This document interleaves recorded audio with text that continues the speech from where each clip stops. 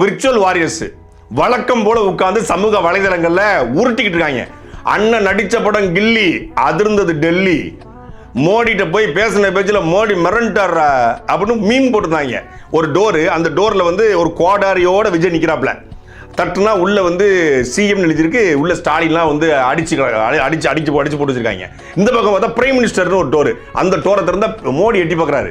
மோடியை வந்து ஒரு கோடாரியாலோட வெட்டுற மாதிரி இவர் நிற்கிறாப்ல. அதாவது இங்கே சிஎம் பதவி அடைஞ்சாச்சு, அடுத்து பிரைம் மினிஸ்டரா. மோடியை வந்து கதரோட போயிருக்காப்ல. மோடி அவரை பார்த்து மிரண்டு போயிருக்காரு. இந்தியா முழுக்க தாவேக்கா வளரப்போகுது அப்படி இப்படின்னு எழுதிட்டு இருக்காங்க. உள்ள போய் பேசுறது 1 நிமிடம் 19 நொடி. அதில் என்ன பேசியிருப்பாரு? வடிவேல் ஒரு படத்தில் உன்னை எதிர்த்து பேசுனா கழுத்தறுத்து கடல்ல போட்டுருவேன்னு தெரியும் என் தெய்வமே கடவுளே. நீ ஏதோ பாசிச பாஜகன்னு சொன்னியாமே, பாசக்கார பாஜகன்னு சொன்ன தெய்வமே, அது உன் காதுல பாசிசம்னு விழுந்துருச்சு.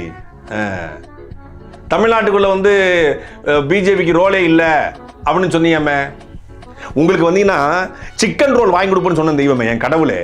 உன்னை எதிர்த்து பேசுனா ஐடி ரைடு விட்டு என் ஆதை வச்சு நான் தூக்கிட்டு போயிடுவேன்னு தெரியும் என் தெய்வமே. பேசுவனா ஏதோ செப்டம்பர் 27க்கு முன்னாடி வரைக்கும் பிஜேபி பாசிசம் சொல்லிட்டு அதுக்கப்புறம் ஏன் பேசல? பேசியிருந்த ஜிபியை வச்சு உள்ள தள்ளி பண்ணி தெரியாதா என் தெய்வமே என் கடவுளே? இதுக்கு மேல ஒரு கேள்வி கேட்டா விழுந்துருவேன் என் தெய்வமே கடவுளே அப்படின்னு அங்க பேசிவிட்டு இங்க வந்து பாசிசம்டா, பிஜேபியை எடுத்து பேசி வந்துட்டாரா, அதெல்லாம் வேற மாதிரிடான்னு ஊட்டிக்கிட்டு இருக்காங்க.